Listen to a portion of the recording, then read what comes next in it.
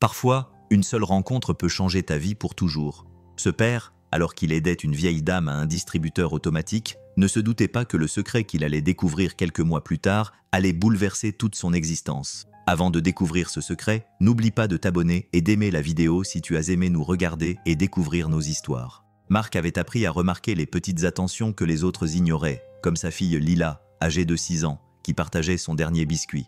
Ou comment elle s'arrêtait pour caresser tous les chats errants lorsqu'il rentrait de l'école. Mais lorsqu'il a aidé une femme âgée fragile qui avait du mal à utiliser le distributeur automatique devant l'épicerie, tâtant son portefeuille usé et tremblant des mains, il ne s'attendait à rien de plus qu'un simple merci. Ce à quoi il ne s'attendait pas, c'était qu'elle se souvienne de son nom 3 mois plus tard, ni qu'elle lui passe le coup de fil qui allait tout changer. Certains gestes de gentillesse ont des répercussions imprévisibles. Ils touchent des vies dont nous ne soupçonnions pas qu'elles avaient besoin d'être touchées. Ils créent des liens qui semblent presque prédestinés. Avant de commencer, n'oublie pas de t'abonner et de laisser un commentaire. Où dans le monde regardes-tu cette vidéo? L'écran du distributeur automatique clignotait en bleu dans la lumière de fin d'après-midi, projetant une lumière électronique sur les briques usées de l'épicerie Miller. Marc a déplacé les sacs en plastique dans sa main gauche, sentant le poids d'une autre séance de course prudente. Des céréales génériques en promotion, du lait, les petits luxes qu'il pouvait encore s'offrir pour Lila, glissés entre les produits de première nécessité. La femme devant lui mesurait à peine 1,50 m, ses cheveux argentés retenus en un chignon lâche qui s'était partiellement défait. Son cardigan pendait sur son corps et elle tenait un portefeuille en cuir tellement usé que les bords étaient devenus mous et pâles. Elle était là depuis 3 minutes, le doigt suspendu au-dessus du clavier. « Excuse-moi », sa voix était faible. « Je suis désolé, je ne veux pas te retenir. » Marc posa ses sacs. « Prends ton temps. » Elle se tourna légèrement et il remarqua le tremblement de ses mains. La façon dont elle serrait le portefeuille comme une encre. « C'est juste les chiffres. Ils sont si petits et je n'y arrive pas. » Elle fit un geste désemparé vers l'écran. Lila tira sur sa veste. À 6 ans, elle avait développé une étrange capacité à sentir quand les adultes avaient du mal avec des choses qui devraient être simples. « Papa, on peut l'aider ?» Les yeux bleus pâles de la femme, qui lui rappelaient les matins d'hiver, se posèrent sur le visage de sa fille. Son regard s'adoucit. « Qu'est-ce que tu fais ?» demanda Marc en s'approchant, mais pas trop. Il avait appris à lire l'espace autour des personnes vulnérables. « Je veux juste vérifier mon solde, mais ces boutons… » Elle leva la main et il put voir l'arthrite dans ses articulations.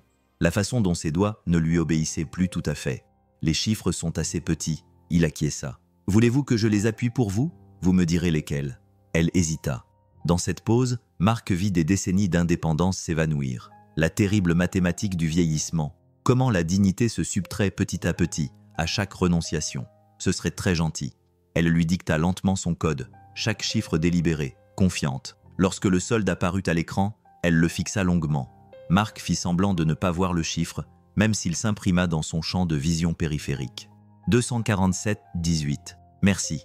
Elle rangea le reçu dans son portefeuille avec une précision méticuleuse. « Tu es très patiente. »« Je m'appelle Marc, » dit-il, sans trop savoir pourquoi. « Éléonore. » Elle baissa les yeux vers Lila, qui avait observé l'interaction avec l'attention sérieuse que les enfants accordent au mystère des adultes. « Et qui est cette belle fille ? Je m'appelle Lila et j'ai 6 ans.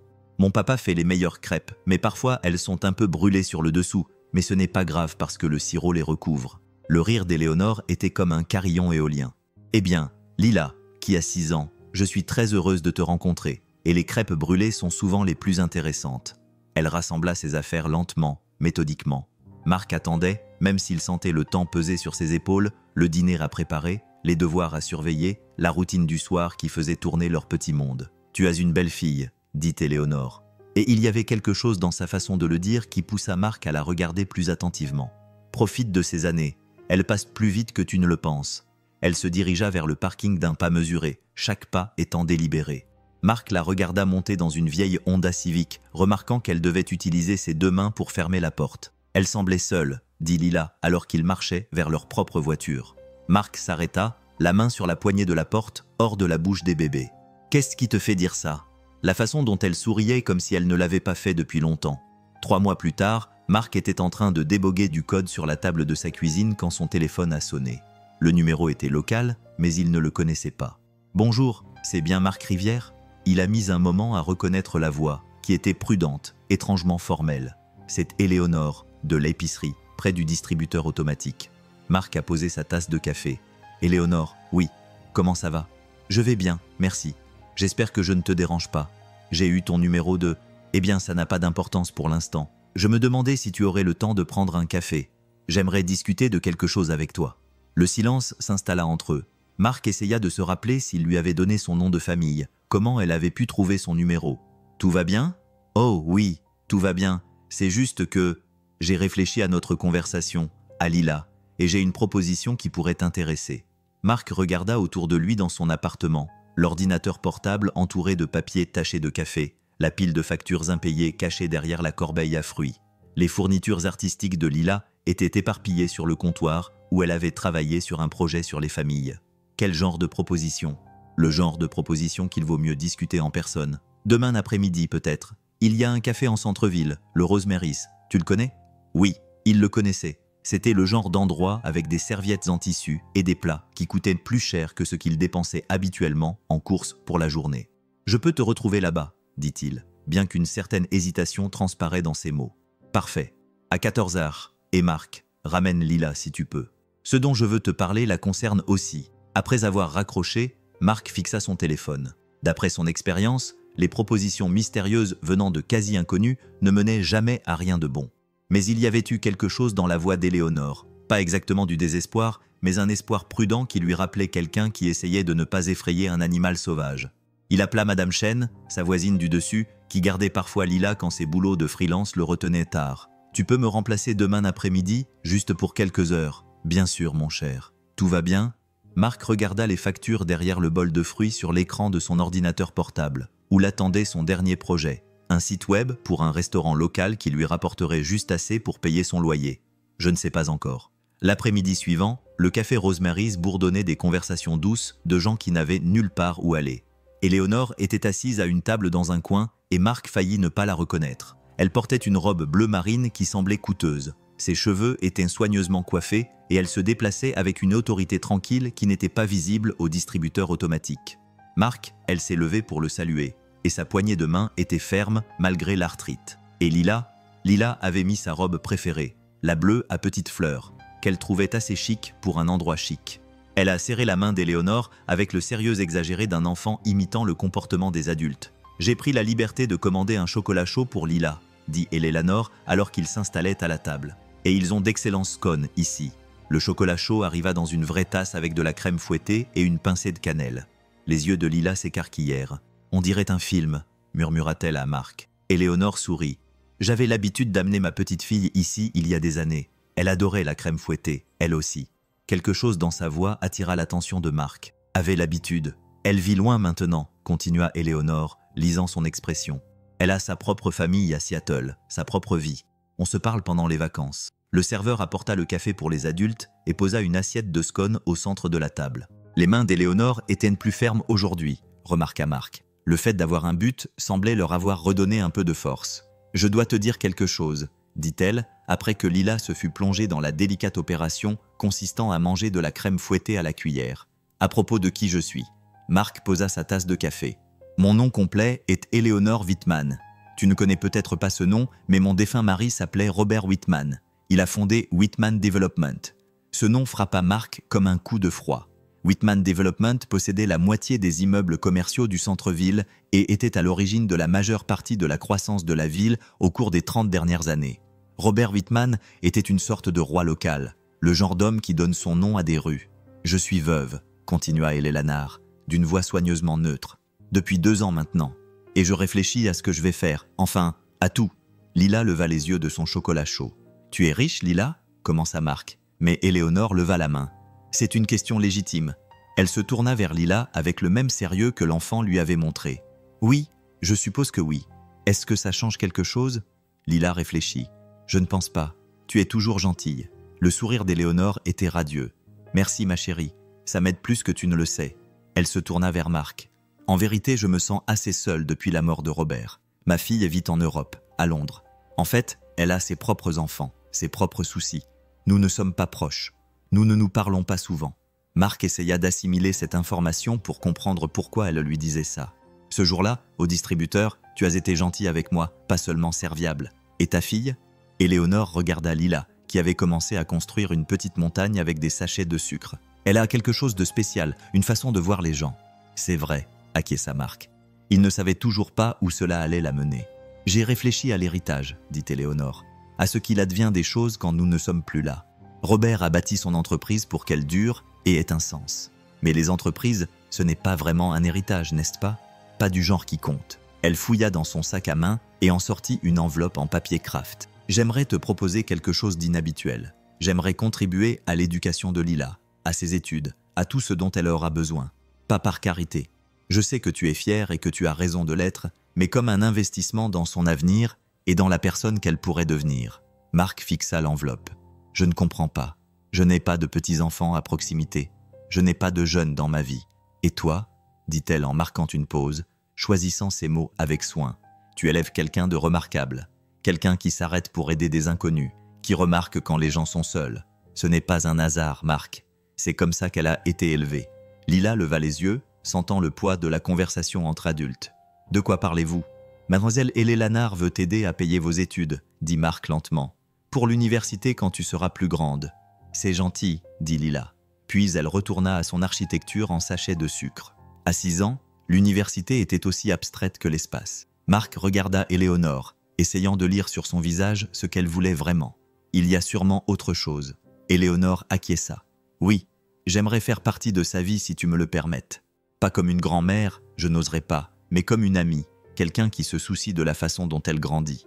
Le bruit du café semblait s'estomper. Marc pensa aux factures derrière le bol de fruits, au fond pour l'université qu'il avait commencé avec tant d'optimisme et alimenté si irrégulièrement, aux conversations qu'il avait eues avec lui-même sur ce qu'il pourrait offrir à Lila avec un revenu de freelance. Pourquoi nous? Éléonore resta silencieuse pendant un long moment. Tu croyais à la providence, Marc? Je ne sais pas trop. Moi non plus, jusqu'à récemment. Mais ce jour-là, au distributeur, j'avais passé une semaine horrible à m'occuper des avocats, de la succession de Robert, des membres de la famille qui avaient soudainement beaucoup à dire sur la façon dont je devais occuper mon temps. Je me sentais invisible, inutile, et puis tu m'as vu, tu m'as vraiment vu. Elle ouvrit l'enveloppe et en sortit une simple feuille de papier. C'est un document fiduciaire. Il met de côté de l'argent pour les études de Lila, suffisamment pour qu'elle puisse aller dans l'université de son choix, et même faire des études supérieures si elle le souhaite. La seule condition est qu'elle obtienne des notes raisonnables et qu'elle ne se mette pas dans des ennuis graves. Marc regarda le papier sans le prendre. Les chiffres dansaient devant ses yeux. « Je ne peux pas accepter ça. Tu peux, et plus que ça, tu devrais. Pas pour toi, mais pour elle. » Lila était passée des sachets de sucre à la disposition des petites cuillères en motifs géométriques. Elle fredonnait doucement, perdue dans le simple plaisir de mettre de l'ordre dans les choses. « Que veux-tu en échange? Un dîner par mois ?» demanda Éléonore. « Des nouvelles de ses progrès à l'école. Peut-être quelques vacances si ça te convient. La chance de voir grandir quelqu'un qui m'est cher. » Marc sentit quelque chose bouger dans sa poitrine. Une porte qu'il avait soigneusement verrouillée s'ouvrait. Les mathématiques de la monoparentalité étaient toujours brutales. Trop peu de temps, trop peu d'argent, trop peu de marge d'erreur. Mais ce n'était pas une question d'argent. Pas vraiment. Elle aimerait ça, dit-il doucement. Avoir quelqu'un d'autre qui tient à elle. Les yeux d'Éléonore s'illuminèrent. Alors tu vas y réfléchir.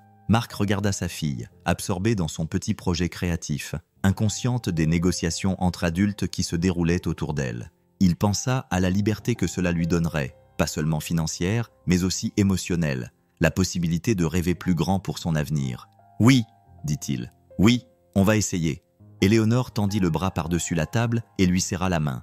Sa poigne était étonnamment forte. « Merci, » murmura-t-elle. Dehors, la lumière de l'après-midi commençait à traverser les fenêtres du café, tout en doré. Lila finit son projet architectural et regarda fièrement son arrangement de cuillères et de sachets de sucre. « Regarde, papa, c'est un château. » Éléonore se pencha pour examiner la construction avec le sérieux qui s'imposait. « C'est magnifique. Comment ça s'appelle ?»« Le château heureux, » répondit Lila sans hésiter. « Parce que tous ceux qui vivent là sont heureux. » Le rire d'Éléonore était différent maintenant, plus franc, moins prudent. Le château heureux. J'aime beaucoup ça. Alors qu'il s'apprêtait à partir, Éléonore se baissa pour se mettre à la hauteur de Lila. « Tu aimerais venir dîner avec moi un de ces jours chez moi? J'ai un jardin que tu aimerais peut-être voir. » Lila regarda Marc pour obtenir sa permission, puis se tourna vers Éléonore. « Tu as des fleurs? »« Beaucoup. Et une serre où je cultive des orchidées. »« C'est quoi les orchidées? »« Des fleurs très spéciales, très raffinées. Je pourrais te montrer comment en prendre soin si tu veux. » Lila acquiesça solennellement. « J'aimerais beaucoup. » Devant le café, ils sont restés un moment dans le parking, encore sous le choc de ce qui venait de se passer, comme si la poussière d'un chantier venait de se déposer sur eux. Éléonore a donné à Marc une carte avec son numéro de téléphone. « Appelle-moi quand tu seras prêt », lui a-t-elle dit. En marchant vers sa Honda Civic, Marc a remarqué qu'elle bougeait différemment, avec plus de détermination et moins de la fragilité prudente qu'il avait observée à l'ATM. « Papa ?» a demandé Lila en s'installant à la Honda Civic. Marc remarqua qu'elle bougeait différemment, avec plus de détermination, moins de cette fragilité prudente qu'il avait vue au distributeur. « Papa ?» dit Lila en montant dans leur voiture. « Mademoiselle Éléonore va-t-elle faire partie de la famille maintenant ?» Marc démarra le moteur, réfléchissant à la question. « Je pense qu'elle pourrait être quelque chose comme ça. »« Bien, » dit Lila en s'installant dans son siège auto. « Elle a besoin de nous. » Marc croisa son regard dans le rétroviseur. « Qu'est-ce qui te fait dire ça ?» Elle était seule avant, mais plus maintenant. En rentrant à la maison dans les rues familières de leur quartier, Marc ressentit quelque chose qu'il n'avait pas éprouvé depuis des années. Le sentiment que la vie allait peut-être devenir plus grande, plus généreuse, remplie de possibilités qu'il n'avait osé imaginer. Le document confidentiel était dans l'enveloppe posée sur le siège passager, mais ce n'était pas l'argent qui lui remplissait le cœur de joie. C'était l'idée que Lila grandirait en sachant qu'il y avait des gens dans le monde qui se souciaient de son avenir, qui la voyaient comme lui voyait Hara, quelqu'un qui valait la peine qu'on investisse en elle. Au feu rouge suivant, il appela Éléonore. « J'ai oublié de te demander, » dit-il lorsqu'elle répondit. « Quand aimerais-tu qu'on dîne ensemble ?»« Dimanche, ça te va ?» répondit-elle, et il pouvait entendre le sourire dans sa voix. « Je ferai mon fameux pot-au-feu. Je te préviens, c'est la seule chose que je sais vraiment bien cuisiner. Parfait. Marc, merci de tenter ta chance avec elle. Merci de la voir, de nous voir. » Après avoir raccroché, Marc regarda Lila dans le rétroviseur. Elle s'était endormie, la tête penchée contre la vitre, toujours vêtue de sa robe chic. Demain, elle serait de retour à sa vie normale de petite fille de 6 ans, avec ses vêtements de récréation, ses genoux écorchés et ses questions sans fin sur tout et n'importe quoi. Mais quelque chose avait changé. Les frontières soigneusement tracées de leur petit monde s'étaient élargies pour inclure quelqu'un qui se souvenait de ce que c'était que d'être jeune, qui avait des ressources à partager, mais surtout qui avait de la place dans son cœur pour aimer une personne de plus. Le feu passait au vert et Marc se dirigeait vers la maison, vers ce qui allait suivre. La maison d'Éléonore se trouvait derrière un portail en fer forgé sur Maple Hill, le genre de quartier où les trottoirs étaient lisses et où les lampadaires fonctionnaient. Marc était passé devant d'innombrables fois au fil des ans, admirant les vieilles maisons victoriennes avec leurs jardins soignés et se demandant quel genre de personnes vivaient derrière ces fenêtres. Maintenant, il le savait. Le dimanche après-midi arriva, frais et clair. C'était un de ces jours d'octobre où la lumière semblait polir tout ce qu'elle touchait. Lila avait changé 3 fois de vêtements avant de se décider pour sa salopette en jean brodé de fleurs. Chic, mais pas trop. Elle avait expliqué avec le sérieux d'un diplomate choisissant la tenue adéquate pour la signature d'un traité. Le portail était déjà ouvert quand ils sont arrivés. Éléonore est apparue sur le porche avant même que Marc ait coupé le moteur, vêtue d'un jean et d'un pull crème qui la faisaient paraître plus jeune, moins formelle qu'au café. « Bienvenue !» a-t-elle lancé, et Marc a pu entendre une réelle joie dans sa voix. La maison était exactement comme il l'avait imaginé, et pas du tout comme il l'avait imaginé. Oui, il y avait des choses chères, des œuvres d'art au mur, des tapis persans, des meubles qui semblaient avoir été choisis par quelqu'un qui avait à la fois du goût et de l'argent, mais il y avait aussi des traces de café sur les tables en bois, une pile de romans policiers à côté d'un fauteuil de lecture, des lunettes de lecture posées sur un journal ouvert. Cela ressemblait à un endroit où quelqu'un vivait réellement. « Les orchidées », dit Lila dès qu'ils franchirent de la porte. « Tu m'avais promis des orchidées », rit Éléonore. Elle allait droit au but. « J'aime ça. Mais d'abord, laisse-moi te montrer où tout se trouve, au cas où tu aurais besoin de quelque chose. » Elle les guida à travers la maison, avec le rythme tranquille de quelqu'un qui n'avait nulle part où aller. La cuisine sentait les herbes aromatiques et la viande mijotée. Le salon avait de grandes fenêtres donnant sur l'ouest qui remplissaient la pièce d'une lumière dorée, et il y avait des photos partout. Marc s'est surpris à les regarder pendant qu'il marchait. Éléonore et un grand homme aux cheveux argentés à différentes étapes de leur vie commune. Une jeune femme qui devait être sa fille, photographiée à différents âges, même si aucune des photos ne semblait récente. Et parmi les photos de famille, d'autres visages, des enfants qui semblaient participer à des activités scolaires, des jeunes adultes coiffés de chapeaux de diplômés, des gens que Marc ne reconnaissait pas, mais qui semblaient suffisamment importants pour avoir leur place sur la cheminée d'Éléonore. Et parmi les photos de famille, d'autres visages, des enfants qui semblaient être à des événements scolaires, des jeunes adultes coiffés de chapeaux de diplômés, des gens que Marc ne reconnaissait pas, mais qui semblaient suffisamment importants pour avoir une place sur la cheminée d'Éléonore. Ce sont mes boursiers, dit Éléonore, remarquant son attention. Au fil des ans, Robert et moi avons aidé pas mal de jeunes à faire leurs études universitaires. Vous l'avez déjà fait. Oui, mais jamais tout à fait comme ça. Elle regarda Lila, qui avait découvert une boîte à musique sur la table basse et examinait avec une intense concentration sa délicate ballerine. D'habitude, c'était plus formel. Les candidatures, les dissertations, les décisions du comité. C'est différent. La serre était attenante à l'arrière de la maison, accessible par des porte-fenêtres qui s'ouvraient sur la cuisine. Dès qu'ils entrèrent, l'air devint plus chaud, plus humide, rempli de l'odeur verte des plantes en croissance. Lila s'arrêta juste à l'entrée, la bouche formant un O parfait. Les orchidées étaient partout, des dizaines, à différents stades de floraison. Certaines avaient des fleurs aussi petites que des boutons, d'autres avaient des fleurs de la taille d'une assiette. Les violettes semblaient tout droit sorties d'un conte de fées. Les blanches étaient si pures qu'elles semblaient briller. Les tachetées rappelaient à Marc des oiseaux exotiques. Oh! Lila poussa un soupir. On dirait des bijoux. Le visage d'Éléonore s'illumina. C'est exactement ce que j'ai pensé quand je les ai vus pour la première fois. Tu veux m'aider à les arroser? Pendant l'heure qui suivit, Marc regarda sa fille apprendre l'art délicat de l'entretien des orchidées. Éléonore lui montra comment vérifier si la mousse était sèche, comment arroser sans noyer les racines, comment vaporiser les feuilles sans mettre d'eau sur les fleurs. Elles sont très exigeantes, expliqua Éléonore tandis que Lila tenait le petit arrosoir à 2 mains. Elles aiment tout en juste quantité, l'eau, la lumière, l'attention. Trop d'un de ces éléments et elles se fâchent. Comme les gens, dit Lila, concentrée pour ne pas renverser d'eau. Éléonore interrompit son arrosage. Oui, exactement comme les gens. Marc se surprit à se détendre comme il ne l'avait pas fait depuis des mois. Il y avait quelque chose dans cette serre, cet environnement contrôlé, ce sentiment d'avoir un but, cette façon dont le temps semblait ralentir parmi les orchidées qui apaisaient son anxiété habituelle. « Depuis combien de temps les cultivez-vous » demanda-t-il. « 20 ans, peut-être plus. Au départ, c'était juste pour m'occuper les mains après que Robert se soit investi dans l'entreprise. Mais c'est devenu, dit-elle en montrant la collection qui les entourait. Eh bien, vous pouvez voir ce que c'est devenu. Elles sont magnifiques. Elles sont honnêtes, dit Eleanor en ajustant la position d'une fleur violette particulièrement spectaculaire. Elles ne peuvent pas prétendre être épanouies si elles ne le sont pas. Elles vous montrent exactement comment elles se portent à tout moment. Il y avait quelque chose dans sa façon de le dire qui fit que Marc la regarda plus attentivement. C'est pour ça que vous les aimez? Éléonore resta silencieuse un instant, observant Lila arroser avec soin une petite orchidée blanche. J'ai passé de nombreuses années à apprendre à cacher ce que je ressentais pour être ce dont Robert avait besoin, ce que les femmes des employés devaient être, ce que ma fille attendait de moi. Les orchidées ne te permettent pas de faire ça. Elle se dirigea vers une étagère où se trouvaient des plantes plus petites, ses mouvements délibérés et expérimentés.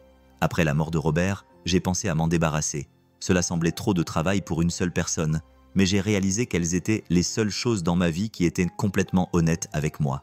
Marc comprenait. Depuis que Sarah était partie, pas morte mais partie, ce qui semblait plus compliqué. Il avait construit toute sa vie autour du maintien de l'illusion que tout allait bien pour Lila, mais aussi pour lui-même. L'idée qu'il puisse exister des espaces où il n'était pas nécessaire de faire semblant lui semblait à la fois terrifiante et nécessaire. « Papa, regarde !» Lila avait découvert une orchidée dont les fleurs semblaient changer de couleur lorsqu'on les bougeait. « C'est magique, c'est la réfraction de la lumière », dit Éléonore, mais elle le dit doucement, sans minimiser l'émerveillement. Les pétales ont de minuscules structures qui réfractent la lumière, mais magie est un bon mot pour décrire ce phénomène. Ils restèrent dans la serre jusqu'au coucher du soleil, la lumière filtrant à travers les parois de verre et transformant tout en ambre et en or. Lila s'était autoproclamée inspectrice officielle des orchidées, passant d'une plante à l'autre avec une attention sérieuse, en parlant de la santé et de la beauté de chacun. Le dîner était un rôti avec des patates et des carottes, servi dans de la vaisselle qui semblait sortir d'un musée, mais qu'Éléonore manipulait avec une familiarité désinvolte. La salle à manger était plus petite que Marc ne l'avait imaginé, plus intime, avec des bougies sur la table et de la musique classique jouée doucement par des haut-parleurs qu'il ne voyait pas. « Parle-moi de l'école », dit Éléonore à Lila pendant qu'elle mangeait. « Quelle est ta matière préférée ?»« L'art », répondit immédiatement Lila. « Et la lecture et les sciences quand on fait des expériences, mais pas les maths. Les maths, c'est dur. »« Les maths, c'est dur », acquiesça Éléonore sérieusement. « Quel genre d'art aimes-tu faire ? Des dessins d'objets et des histoires sur les dessins. La semaine dernière, j'ai dessiné un chien qui pouvait voler, puis j'ai écrit où il allait quand il volait. Où est-il allé ? Lila réfléchit à la question tout en mâchant un morceau de carotte pour rendre visite à d'autres chiens qui étaient tristes afin de les rendre heureux et de leur délivrer des messages importants que seuls les chiens volants pouvaient transmettre. Le regard d'Éléonore se posa sur Marc, de l'autre côté de la table. Il y avait quelque chose dans son expression, peut-être la reconnaissance ou la confirmation de quelque chose qu'elle soupçonnait déjà. « Ça semble être un travail très important pour un chien qui vole », dit-elle. « Je trouve aussi. Papa dit que j'ai beaucoup d'imagination. Ton papa a raison. » Lila se leva et alla rejoindre Éléonore et Marc. « Allez, on va aller dans le salon », dit Éléonore.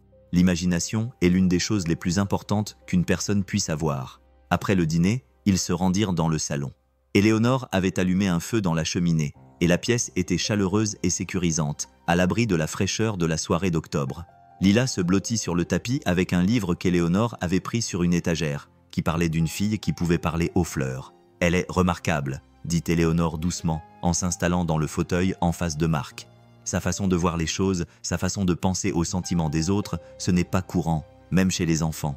Marc regardait sa fille absorbée dans son livre, émettant de temps en temps de petits sons de plaisir ou de surprise à la lecture de ce qu'elle lisait. « Elle tient ça de sa mère », dit-il, avant de le regretter immédiatement.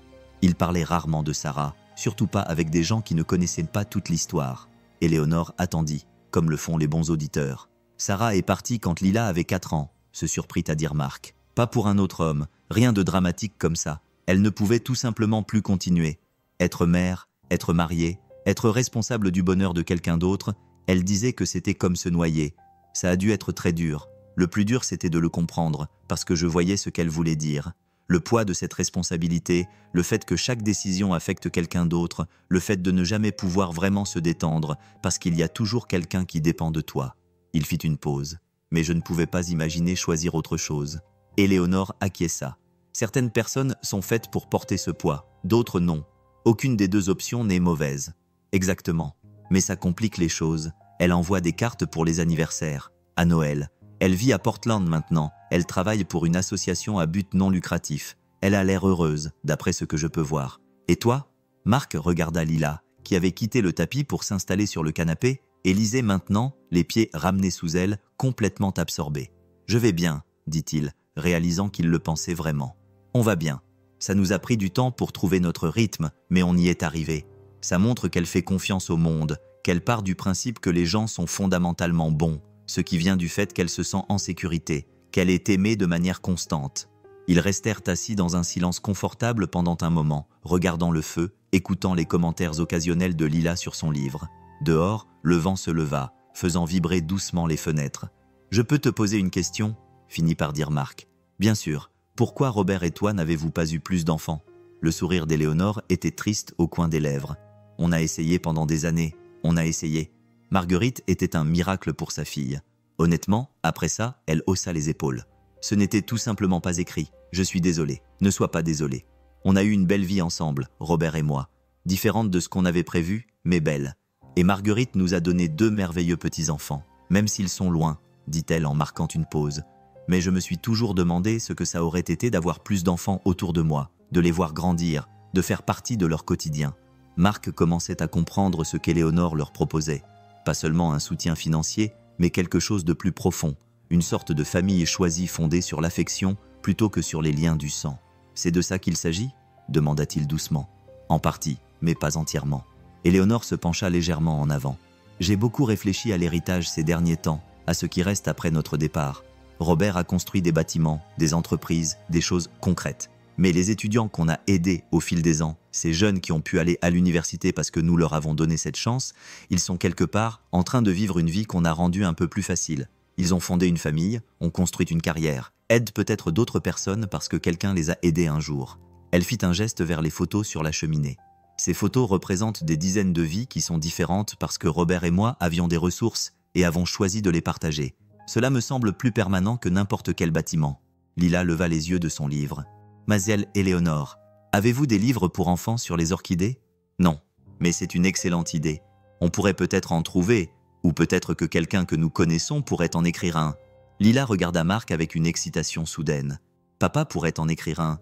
Il écrit des choses sur son ordinateur. »« J'ai écrit des sites web, » dit Marc, embarrassé. « Pas des livres. »« Mais tu pourrais, » dit Éléonore. Et il y avait quelque chose dans sa voix qui le fit la regarder plus attentivement. Y avez-vous déjà pensé?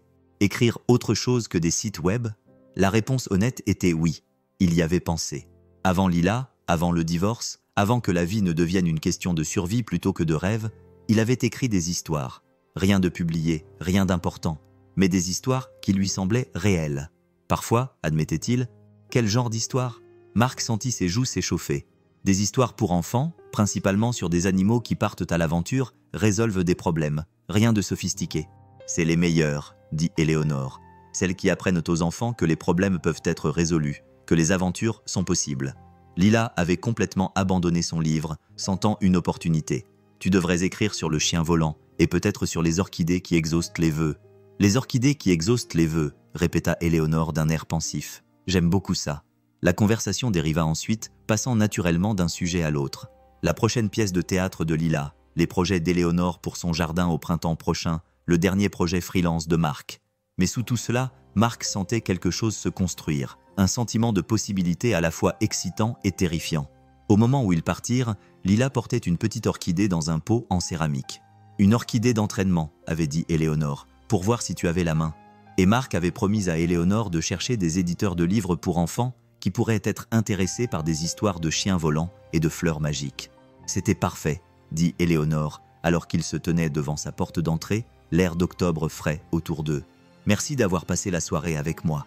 Merci de nous avoir partagé la tienne, répondit Marc, sincère. Lila serra Éléonore dans ses bras avec l'affection inconsciente d'un enfant qui a décidé qu'une personne est fiable.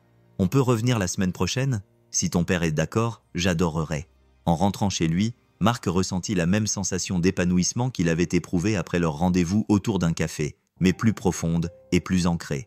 La soirée s'était déroulée naturellement, ce qui le surprit, comme si ce n'était pas une obligation ou un rendez-vous formel, mais plutôt un moment passé en famille. « J'aime bien mademoiselle Éléonore », annonça Lila depuis le siège arrière, en serrant prudemment son orchidée contre elle. Elle écoute les passages importants. Quels sont les moments importants? Ceux où on parle de sentiments et de rêves, et pourquoi les choses sont importantes. Marc croisa son regard dans le rétroviseur. « Tu es très sage pour une enfant de 6 ans. »« Je sais », répondit Lila d'un ton neutre. « Mademoiselle Éléonore est sage, elle aussi. C'est pour ça qu'on est amis maintenant. » À la maison, ils passèrent 20 minutes à chercher l'endroit idéal pour l'orchidée. Un endroit suffisamment éclairé, mais pas trop, où Lila pourrait facilement la surveiller, mais où elle serait à l'abri des chocs accidentels. Finalement, ils se décidèrent pour le rebord de la fenêtre de la cuisine, où le soleil du matin la caresserait doucement. « Tu crois qu'elle sera heureuse ici ?» demanda Lila en ajustant le pot une fois de plus. « Je pense que oui », répondit Marc, et il se rendit compte qu'il ne parlait pas seulement de l'orchidée. Ce soir-là, après que Lila se fut endormie, Marc s'assit devant son ordinateur portable et ouvrit un nouveau document. Pour la première fois depuis des années, il ne tapa pas une adresse web et ne commença pas à coder. Au lieu de cela, il écrivit. Il était une fois un chien qui rêvait de voler. Les mots lui vinrent plus facilement qu'il ne l'avait imaginé, coulant comme s'ils attendaient la permission. Il écrivit les premières tentatives de vol du chien, les rires des autres animaux, jusqu'à ce qu'il le voie s'envoler, les créatures solitaires qu'il rencontra au cours de ses aventures aériennes, et la gentillesse simple qui pouvait transformer une journée ordinaire en quelque chose de magique. Il écrivit jusqu'à ce que ses yeux se ferment, jusqu'à ce que l'histoire trouve sa fin naturelle. Puis il enregistra le fichier et ferma l'ordinateur portable, ressentant quelque chose qu'il n'avait pas éprouvé depuis longtemps. La satisfaction d'avoir créé quelque chose uniquement pour le plaisir de créer. Dehors, le quartier était calme et sombre. Mais à l'intérieur, l'orchidée était à sa place sur le rebord de la fenêtre, et quelque part dans sa chambre, Lila rêvait, comme le font les enfants de 6 ans, et Marc avait l'impression que tout était exactement comme ça devait être. L'appel est arrivé un mardi matin de novembre, alors que Marc aidait Lila à répéter son texte pour la pièce de théâtre de Thanksgiving de l'école. Elle jouait une dinde, pas le rôle principal, mais elle s'était investie dans son personnage avec son enthousiasme habituel, insistant pour répéter son glou-glou jusqu'à ce qu'elle le fasse parfaitement.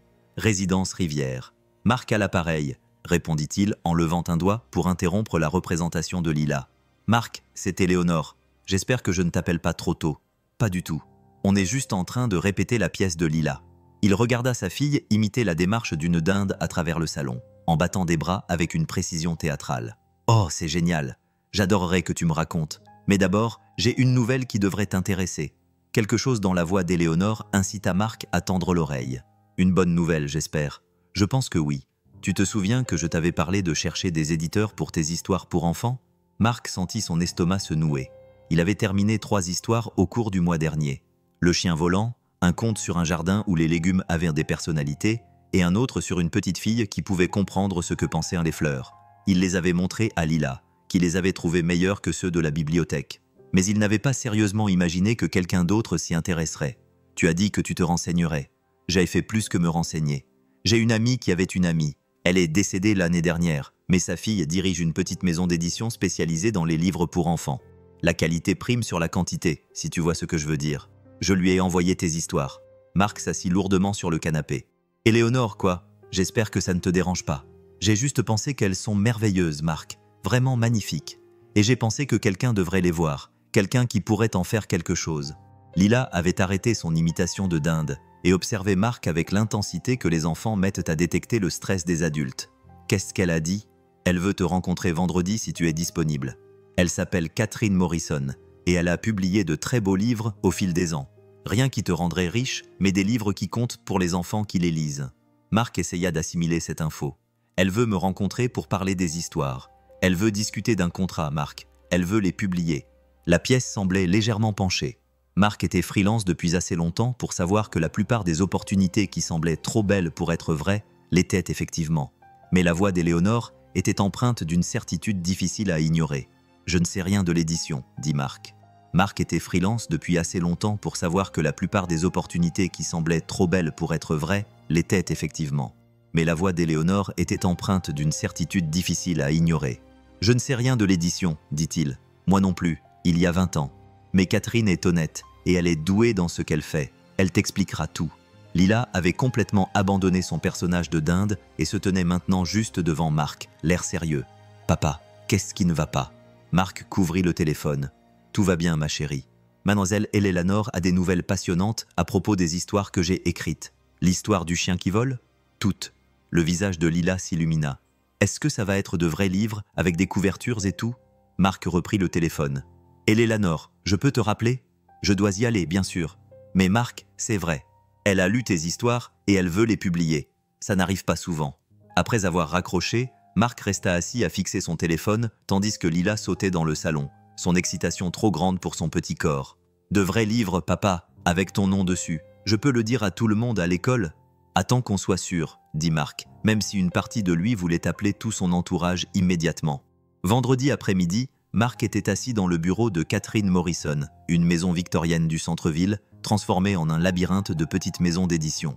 Catherine était plus jeune qu'il ne l'avait imaginé, peut-être 40 ans, avec des cheveux grisonnants attachés en une queue de cheval décontractée et des lunettes de lecture suspendues à une chaîne autour de son cou. « Éléonore n'exagérait pas, » dit-elle en montrant les copies imprimées de ses histoires éparpillées sur son bureau. « C'est vraiment très bon. Pas seulement bon pour un premier auteur, mais bon, point final. » Marc avait l'impression d'être en train de vivre une expérience extracorporelle. « Merci. L'histoire du chien volant, en particulier, a quelque chose de spécial. La façon dont vous traitez le thème de l'entraide, le message sur l'utilisation de ces dons pour faire la différence. Ce n'est pas moralisateur, mais c'est clair. Les enfants comprendront sans avoir l'impression de se faire sermonner. Elle a appris l'histoire de la petite fille qui comprenait les fleurs. Et celle-ci, le lien entre l'écoute et la compréhension. L'idée que tout a quelque chose d'important à dire si on sait écouter. C'est un contenu émotionnel sophistiqué pour un livre d'images. Je pensais à ma fille quand j'ai écrit celle-là. Marc a admis qu'elle avait cette façon de vraiment voir les gens, tu vois, de comprendre ce dont ils ont besoin. Catherine a souri. Ça montre que les meilleurs livres pour enfants viennent de là, de l'observation réelle de la façon dont les enfants pensent et ressentent les choses. Elle s'est calée dans son fauteuil. Voici ce que j'aimerais proposer. On publie les 3 sous forme de série, les histoires de Lila, par exemple, ou quelque chose de similaire. On fait de belles illustrations, une impression de haute qualité, et on les commercialise auprès des librairies indépendantes et des bibliothèques. Comment ça marche exactement? On te propose un contrat, avec une avance modeste suffisante pour couvrir ton temps, mais pas assez pour quitter ton boulot pour l'instant. Si les livres marchent bien, tu toucheras des droits d'auteur et on discutera d'autres livres. Si ce n'est pas le cas, eh bien tu auras quand même 3 livres publiés avec ton nom dessus. Marc a essayé d'imaginer qu'il entrait dans une librairie et qu'il voyait ses histoires sur les étagères, avec son nom sur la couverture. De quoi avez-vous besoin de ma part? De votre signature sur un contrat à terme. Mais avant, j'aimerais vous présenter notre illustratrice. Elle s'appelle Sarah Chénaud. Vous êtes Sarah, évidemment, et elle fait un travail magnifique. Si vous êtes tous les deux à l'aise avec cette collaboration, nous pouvons avancer. La réunion a duré encore 1 heure, pendant laquelle on a discuté de détails à la fois banals et surréalistes. Calendrier de publication, plan marketing, différence entre les éditions reliées et brochées. Quand Marc est parti, il avait la tête qui tournait à cause de toutes ces informations et possibilités. Il a appelé Éléonore depuis sa voiture. « Comment ça s'est passé ?» lui a-t-elle immédiatement demandé. Elle veut les publier, les 3, sous forme de série. Le rire joyeux d'Éléonore a rempli la voiture. « Oh Marc, c'est génial. Comment tu te sens ?»« Terrifié, a-t-il répondu honnêtement, mais aussi excité et reconnaissant. Si tu n'avais pas appelé, je n'aurais rien fait d'autre que passer un coup de fil. Les histoires parlent d'elles-mêmes. Ce soir-là, Marc et Lila ont fêté ça avec une pizza et une glace pendant qu'il essayait d'expliquer ce qui se passait. Lila a compris l'essentiel, que ces histoires allaient devenir de vrais livres, que d'autres enfants allaient en les lire, que son papa allait devenir un vrai auteur. « Tu vas être célèbre ?» a-t-elle demandé. De la glace au chocolat coulait autour de sa bouche. Probablement pas célèbre. Célèbre, mais peut-être célèbre pour certaines personnes. C'est assez bien, décida-t-elle. Les gens célèbres ne peuvent pas aller à l'épicerie sans être dérangés. Au cours des semaines suivantes, Marc se retrouva à mener une double vie. Ses journées étaient toujours remplies de projets freelance, d'aller-retour à l'école et de la routine habituelle d'un parent célibataire. Mais les soirées appartiennent de plus en plus à ce nouveau monde étrange où il échange des emails avec Catherine sur la couverture du livre, passe des coups de fil à Sarah Chen pour savoir comment visualiser un chien volant, et discute avec Éléonore de la joie particulière de voir son imagination prendre forme. L'orchidée que Lila avait reçue d'Éléonore avait non seulement survécu, mais elle s'était épanouie, produisant une seule fleur blanche parfaite qui semblait briller dans la fenêtre de la cuisine. Lila la regardait tous les matins, rendant compte de son état comme une météorologue annonçant les prévisions météo. « L'orchidée est très heureuse aujourd'hui, papa. Je crois qu'elle aime notre cuisine. Qu'est-ce qui te fait penser qu'elle est heureuse ? Elle se tient bien droite et sa fleur grossit. Les choses heureuses grandissent. » C'était le genre d'observation qui faisait s'arrêter Marc dans son élan. La façon dont les enfants pouvaient distiller des vérités complexes en déclarations simples que les adultes passaient des années à essayer de comprendre. « Tu as raison, » dit-il. « Les choses heureuses grandissent. » Les dîners du dimanche chez Éléonore étaient devenus un moment privilégié. Tous les 3 avaient trouvé un rythme agréable. Lila aidait dans la serre. Marc et Éléonore cuisinaient ensemble. Les conversations allaient du sublime au ridicule. Éléonore avait un avis sur tout, de la meilleure façon d'assaisonner un poulet rôti aux implications politiques de la littérature pour enfants. « Les livres façonnent la vision du monde des enfants », disait-elle. Un soir, alors qu'ils travaillaient ensemble dans sa cuisine, Lila était absorbée par l'arrosage des orchidées dans la pièce voisine. Ils apprennent la justice, le courage, ce qui est possible. C'est une énorme responsabilité. Marc coupait des légumes pour une salade, trouvant ce mouvement répétitif apaisant. « Tu penses que mes histoires font ça ? Qu'elles influencent que la façon dont les enfants voient les choses ? Je pense qu'elles montrent aux enfants que des gens ordinaires peuvent faire des choses extraordinaires, que la gentillesse compte, qu'il est important d'être attentif aux autres. » Éléonore s'est interrompue dans son mélange. « Ce ne sont pas des messages anodins, Marc. » À travers la porte de la serre, il pouvait entendre Lila parler aux orchidées, une conversation à sens unique sur sa journée à l'école, sa prochaine pièce de théâtre, ses réflexions sur divers sujets qui lui semblaient importants. « Elle leur parle comme si elles étaient des personnes, » observa Marc. « Dans son monde, elles le sont probablement. Les enfants ne font pas la même distinction que nous entre ce qui est vivant et ce qui ne l'est pas, entre ce qui peut les entendre et ce qui ne le peut pas. » Marc posa son couteau. « C'est pour ça que tu voulais nous aider ? Parce qu'elle voit le monde différemment. » Éléonore se détourna de la cuisinière, réfléchissant sérieusement à la question. « En partie, mais aussi parce que tu l'encourages à voir les choses ainsi. Beaucoup de parents corrigeraient ce genre de pensée. Ils lui diraient que les plantes ne peuvent pas l'entendre, qu'elle est idiote. Ça ne fait de mal à personne. » Exactement. Et ça pourrait aider tout le monde. Si elle grandit en croyant que ses paroles ont de l'importance, que tout ce qui l'entoure mérite attention et soin. Imagine le genre d'adulte qu'elle deviendra. La pièce de Thanksgiving était une production modeste présentée dans le gymnase de l'école, avec des chaises pliantes disposées en rangées inégales et un système de sonorisation qui émettait parfois des sifflements aigus. Mais en regardant Lila monter sur scène dans son costume de dinde et prononcer sa seule réplique avec un timing comique parfait, Marc sentit la fierté gonfler dans sa poitrine jusqu'à ce qu'il ait l'impression qu'elle va exploser. Éléonore était assise à côté de lui, applaudissant avec autant d'enthousiasme que si elles étaient au Carnegie Hall. Après la pièce, elle a insisté pour prendre des photos de Lila dans son costume, avec Marc rayonnant à ses côtés, tous les 3 ensemble. C'est pour l'album Souvenir, a expliqué Éléonore.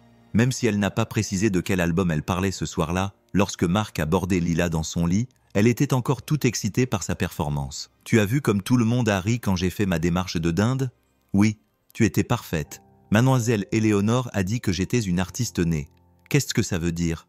Marc s'assit sur le bord de son lit et écarta ses cheveux de son visage. « Ça veut dire que tu es à l'aise avec toi-même devant les autres. Ce n'est pas aussi facile qu'il y paraît. » Lila réfléchit à cela. « C'est facile avec toi et mademoiselle Éléonore qui me regarde, parce que je sais que vous pensez que je suis douée. » La simple vérité frappa Marc comme une force physique. Bien sûr, c'était plus facile d'être courageux quand on savait que quelqu'un croyait en vous, quand on avait la preuve que vos efforts comptaient pour des personnes qui comptaient pour vous. « Nous pensons vraiment que tu es doué pour plein de choses. » Il dit « Nous pensons que tu es doué pour plein de choses. »« Je sais, » répondit Lila avec une assurance qui n'avait rien d'affecté. « C'est pour ça que je peux être courageuse. » Et Décembre a apporté la première vraie neige et la nouvelle que les livres de Marc allaient être publiés au printemps. Catherine lui a envoyé des exemplaires en avant-première des couvertures, des illustrations à l'aquarelle qui reflétaient exactement l'esprit fantaisiste qu'il espérait. Le chien volant avait l'air joyeux et déterminé, planant au-dessus d'un paysage rempli de petits détails que les enfants découvriraient au fil de leur lecture.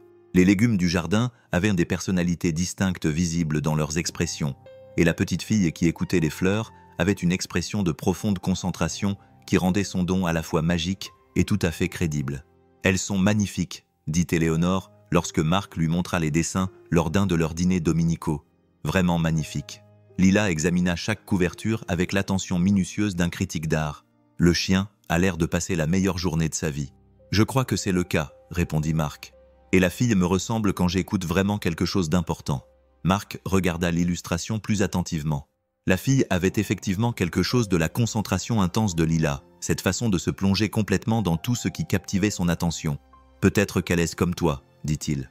Ce soir-là, après leur retour à la maison et une fois Lila endormie, Marc se surprit à réfléchir aux étranges rebondissements qu'avait pris sa vie. 6 mois plus tôt, il était un freelance en difficulté, concentré sur ses fins de mois, mesurant son succès en termes de factures payées et de courses faites. Maintenant, il était auteur, toujours en difficulté, toujours concentré sur ses fins de mois. Mais avec cette autre identité qui émergeait, ce sentiment de possibilité qu'il avait oublié pouvoir ressentir. Le changement ne concernait pas seulement les livres, cependant. Il concernait la présence d'Éléonore dans leur vie, la façon dont elle avait créé un espace pour les rêves que ni lui, ni Lila n'avaient osé exprimer. Pas seulement un espace financier, même si le fonds pour l'éducation restait un filet de sécurité qui lui permettait de respirer plus facilement. Un espace émotionnel. La permission d'imaginer que la vie pouvait être plus grande que la simple survie. Son téléphone vibra. Éléonore lui envoyait un texto. « Merci pour cette nouvelle soirée agréable. Lila est de plus en plus remarquable chaque semaine. Toi aussi. » Marc sourit et répondit. « Merci de nous avoir vus, de nous avoir tous vus. C'est ça, la famille, » lui répondit-elle tout de suite. Marc resta un moment à regarder le message. La famille, pas celle du sang ou de la loi ou de toute autre définition traditionnelle, mais celle qu'on choisit et dont on prend soin, et qui se construit petit à petit avec des repas partagés et des confidences. Il pensa à Sarah, au poids qu'elle trouvait insupportable. La responsabilité qui lui avait donné l'impression de se noyer, mais le poids partagé était différent du poids porté seul. Et la responsabilité, il la prenait, pouvait sembler moins lourde lorsqu'elle était partagée par des gens qui célébraient tes petites victoires et t'aidaient à surmonter tes inévitables échecs. Dehors, la neige continuait de tomber, recouvrant le quartier familier d'un manteau blanc immaculé. À l'intérieur, l'orchidée trônait à sa place d'honneur sur le rebord de la fenêtre de la cuisine, sa seule fleur toujours parfaite après des semaines d'attention dévouée de Lila. Marc ouvrit son ordinateur portable et commença à taper une nouvelle histoire sur une fille qui avait adopté une grand-mère, ou peut-être sur une grand-mère qui avait adopté une fille, sur le genre de famille qui se choisissait elle-même, qui ne se développait pas par obligation, mais par reconnaissance, sur la façon dont l'amour pouvait s'étendre pour inclure des combinaisons improbables de personnes, créant quelque chose de plus fort que la somme de ses parties. Les mots lui venaient facilement, comme s'il l'attendait pour comprendre ce qu'il avait besoin de dire. Le printemps arriva tôt cette année-là, et avec lui, les cartons de la maison d'édition de Catherine, contenant 24 exemplaires du premier livre de Marc, Le chien qui rêvait de voler. Il ouvrit le colis dans sa cuisine pendant que Lila était à l'école, sortant le premier exemplaire avec des mains qui tremblaient légèrement. La couverture était encore plus belle en vrai. Le papier avait une texture subtile et les couleurs semblaient briller sous les lumières de la cuisine. Il ouvrit la page de titre et là, imprimé en caractères élégants par Marc Rivière. Pendant un instant, il ne put respirer. Son téléphone sonna. C'était Eleanor, comme si elle avait un sens surnaturel du timing. « Ils sont arrivés ?» demanda-t-elle sans préambule. « Oui, ils sont là », répondit Marc. « Ils sont réels. Comment tu te sens ?» Marc regarda le livre dans ses mains, son nom sur la couverture, la page de dédicace sur laquelle il avait peiné pendant des semaines. Pour Lila, qui voit de la magie partout, et pour Éléonore, qui nous a aidés tous les deux à y croire, comme si la vie de quelqu'un d'autre s'était mélangée à la mienne, dit-il honnêtement. Éléonore rit chaleureusement. C'est exactement ce qu'il faut ressentir. Si ça semblait normal, ça ne vaudrait pas la peine. Cet après-midi-là, Marc est allé chercher Lila à l'école avec le livre caché dans un sac derrière son siège. Il avait prévu d'attendre d'être à la maison pour en faire une véritable cérémonie, mais Lila parlait avec tant d'enthousiasme de sa journée qu'il s'est retrouvé à se garer dans le petit parc à 2 pâtés de maison de leur appartement. « Pourquoi on s'arrête, papa ? Parce que j'ai quelque chose à te montrer. » Il sortit le livre du sac et le lui tendit. Les yeux de Lila s'écarquillèrent, et pour une fois, elle resta complètement sans voix. Elle tenait le livre comme s'il risquait de se dissoudre si elle le serrait trop fort, passant son doigt sur l'illustration de la couverture. « C'est vrai », murmura-t-elle, « c'est un vrai livre. Ouvre la première page. » Elle ouvrit la couverture avec précaution, comme si elle comprenait l'importance du moment. Quand elle vit la page de titre, avec le nom de son père imprimé dessus, elle leva les yeux vers lui avec une expression de pure admiration. « Tu es un vrai auteur maintenant. » « Je suppose que oui. » Lila jeta ses bras autour de son cou, le livre serré entre eux. « Je suis tellement fière de toi, papa. » Marc la serra contre lui, respirant le parfum de ses cheveux, l'odeur persistante des marqueurs et des bâtons de colle de l'école, et l'énergie particulière des enfants de 6 ans qui découvrent le monde. Il savait que ce moment resterait à jamais gravé dans sa mémoire. Ce n'était pas la première fois qu'il voyait son nom imprimé, mais c'était la première fois qu'il le voyait à travers les yeux de sa fille. « On peut t'appeler mademoiselle Éléonore ?» demanda Lila en s'écartant. Elle doit savoir. Ils appelèrent Éléonore depuis le banc du parc. Le livre était ouvert entre eux. La joie d'Éléonore était contagieuse, sa voix rayonnait d'un véritable plaisir. « J'organise un dîner », annonça-t-elle. « Vendredi soir. Juste nous, mais on va faire ça comme il faut. Du champagne pour les adultes, du cidre mousseux pour l'inspiration de notre auteur. Tu n'as pas besoin de te donner tant de mal, protesta Marc. « Oh mais si, quand quelqu'un que tu aimes publie son premier livre, tu dois absolument te donner du mal. C'est pratiquement une loi. Quelqu'un que tu aimes. » Cette phrase enveloppa Marc comme un manteau chaud. Le vendredi soir, la salle à manger d'Éléonore était transformée. Elle avait sorti sa plus belle vaisselle, allumé des bougies et même accroché une petite banderole sur laquelle était écrit « Félicitations, auteur Marc », en lettres peintes à la main. « C'est toi qui as fait ça ?» demanda Marc en montrant la banderole. « Oui, j'ai dû m'y reprendre à 3 fois pour que l'espacement soit correct, mais je suis assez fier du résultat. » Lila portait sa plus belle robe, la bleue à petites fleurs qu'elle avait mise pour leur première rencontre au café. Elle avait insisté pour tresser des rubans dans ses cheveux parce que c'était une occasion spéciale, et Marc devait admettre qu'elle était magnifique. Le repas était élaboré, comme d'habitude chez Éléonore. Saumon en croûte de sorbet, légumes rôtis de son jardin, un gâteau au chocolat qu'elle a avoué avoir acheté à la boulangerie du centre-ville. « Je ne me lance pas dans la confection de gâteaux de fête », a-t-elle dit en allumant la seule bougie sur le gâteau. « Il y a des choses qui valent la peine d'être payées à des pros. » Ils ont trinqué avec des coupes de champagne en cristal pour les adultes et du cidre mousseux pour Lila, qui a pris sa première gorgée avec un sérieux solennel. « À Marc », a dit Éléonore en levant son verre, « pour nous avoir montré que la magie existe et que des gens ordinaires peuvent créer des choses extraordinaires. »« À nous tous », a répondu Marc en regardant Éléonore et Lila, « pour être devenue la famille dont j'avais besoin sans le savoir. » Lila rit et leva son verre en l'air pour trinquer aux chiens volants, aux orchidées heureuses et aux meilleurs adultes du monde entier. Ils trinquèrent, et Marc sentit quelque chose se poser dans sa poitrine, un sentiment de plénitude dont il n'avait même pas réalisé qu'il lui manquait. Après le dîner, ils se rendirent dans le salon où Éléonore avait disposé des exemplaires du livre sur la table basse, à côté d'albums photos que Marc n'avait jamais vus auparavant. « J'ai pensé que tu aimerais les voir », dit-elle en ouvrant le premier album. Tous les étudiants boursiers que Robert et moi avons aidés au fil des ans. Les pages étaient remplies de photos de remise de diplômes, de photos de mariage, d'images de jeunes adultes à différentes étapes de leur vie.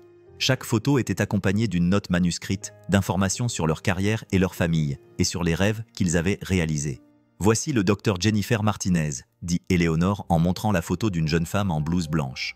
Elle a été la première de sa famille à aller à l'université. Elle est maintenant pédiatre en oncologie.